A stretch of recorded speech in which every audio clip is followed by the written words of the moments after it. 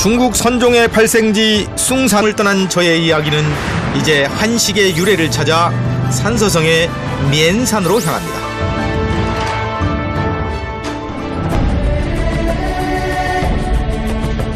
황허를 사이로 이웃하고 있는 섬서와 산서.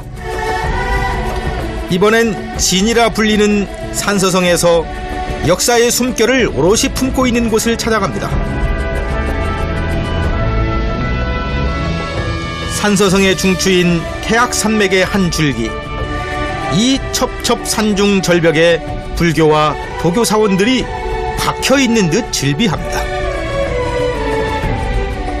여기가 바로 미엔산, 면산입니다. 이 낭떠러지에 길을 내 면산에 이르게 한 것인데요. 황하의 지류인 분하를 따라 쭉 올라오다 보면 산서 지방의 명산인 면산이 있습니다. 산서에 면이 많다 보니까 그 면으로 든 산이냐? 그게 아니고 면면이 쭉 이어진다고 해가지고 면산이에요. 인간계와 선계가 공존하는 면산. 본격적으로 길을 떠납니다.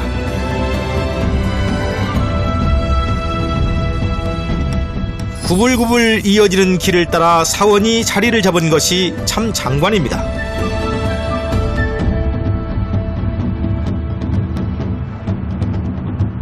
이곳이 명산이라서 각종 사원들이 많아요.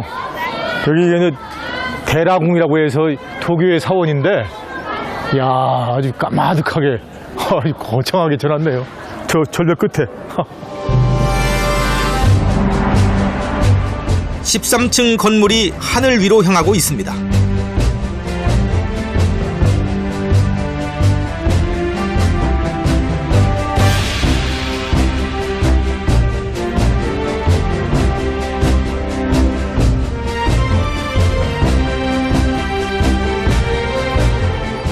와, 저기 까마득한 벼랑 중간에다가 길을 냈어요. 잔도가 쭉 이어지는데, 아, 이게 바로 천교네요. 천교. 하늘다리.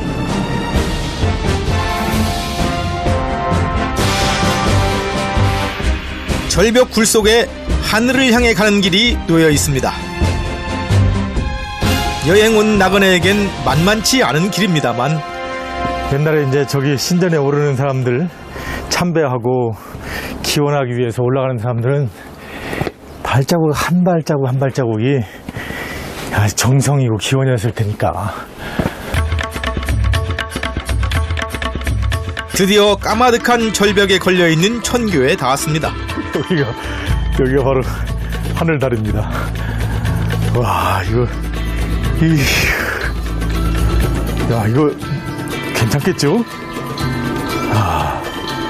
야, 여기가 진짜 아찔하네요. 아찔해. 와, 이거 뭐, 이거 내가 지금 허리를 못 펴고 가요. 이쪽에 붙어가야 되겠어요. 아이고야.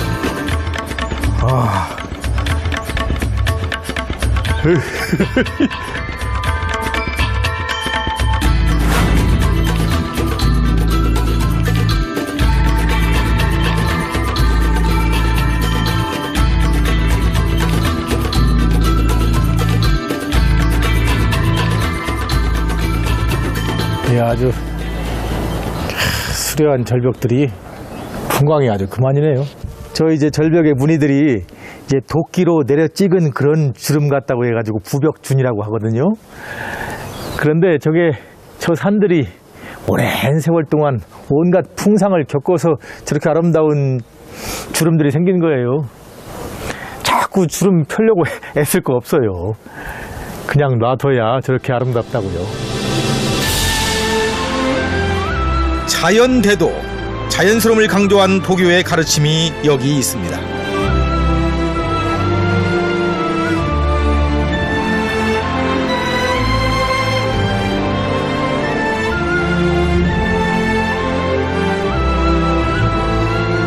그런데 이 온갖 사당이 있는 미엔산을 더욱 이름 높여 중국 역사에서 빼놓을 수 없게 한 이가 있었습니다. 山不在高，有仙则名。 산은 높다고 해서 명산이 되는 게 아니다. 그 산에 신선이 살면 그 산은 명산이 된다. 면산이 명산이 된 게 뭐 대단히 수려해가지고 명산이 된 게 아니에요. 이 면산이 명산이 된 건 신선이 있어서 그래요. 아니, 이 신선보다 훨씬 더 중요한 인물이 이 산의 주인공이기 때문에 그 주인공 때문에 이 산이 명산이 된 거예요. 때는 중국 춘추시대, 이곳에 숨어 은자로 살고자 했던 인물인데요. 그 주인공은 우리가 지내는 한식날이 있게 만든 장본인 계자추입니다. 계자추를 찾아가는 길. 계자추가 그의 어머니를 업고 깊은 산속으로 숨어들 때 걸었던 그 길을 지금 우리가 밟아가고 있습니다. 그런데 정말 이번 여정도 쉽지는 않겠습니다. 이거 노무를 등에 업고 이 길로 가기가 어려웠을 텐데. 그래도 처음은 호기 있게 시작했는데요. 이야. 바로 아찔한 잔도가 저를 맞이합니다. 이건 뭐 거의 산에 딱 붙어오릅니다. 여긴 뭐.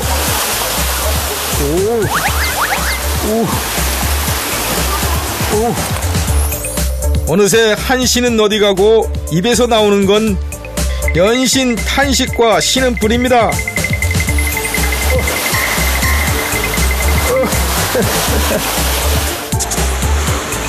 그야말로 한시기행이 아니라 극한 직업입니다.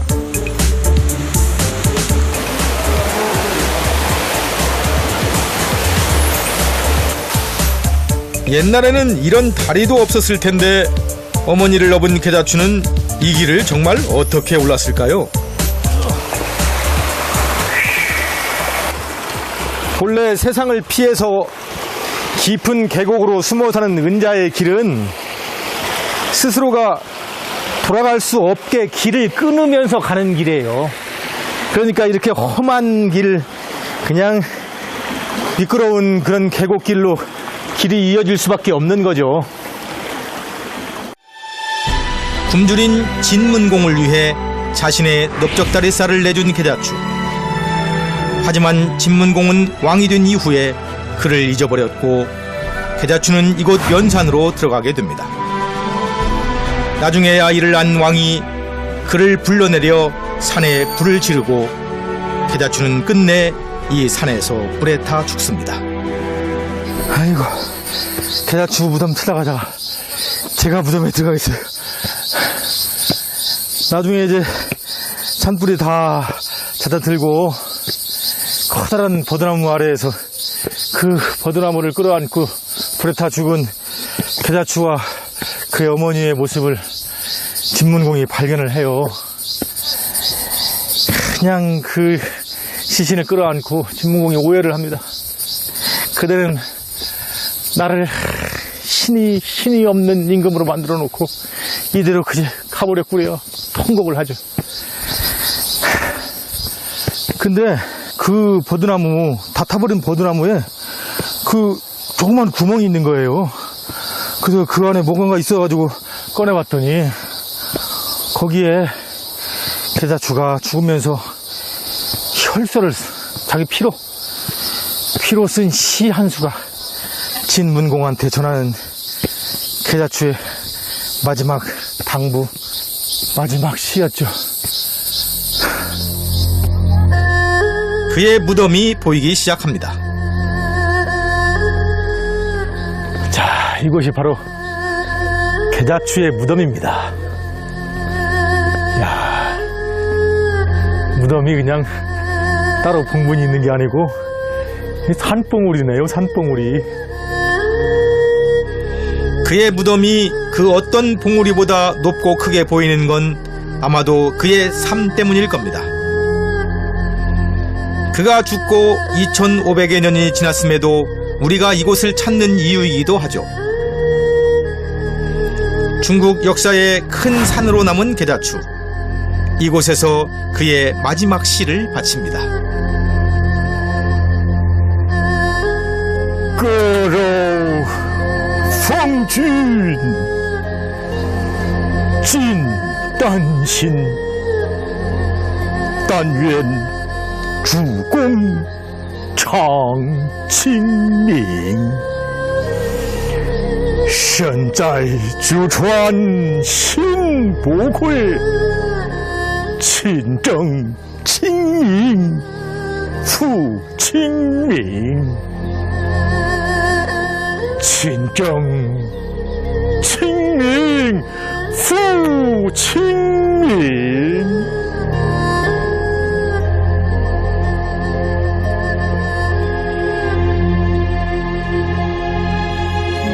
계자추가 어머니와 함께 죽은 후 진문공은 그를 기리기 위해 이 맨산 주변을 계자추의 땅으로 봉하고 또 매년 사람들이 계자추를 기억하게 했는데요. 진문공이 이제 계자추가 불에 타 죽은 것을 너무 슬피 여겨서 해마다 이제 그날이 되면 아예 온 백성들로 하여금 불을 못 피우게 했어요. 그래서 이제 차가운 음식을 먹는다는 한식이 시작된 거죠. 찰 한자에다 먹을 식자.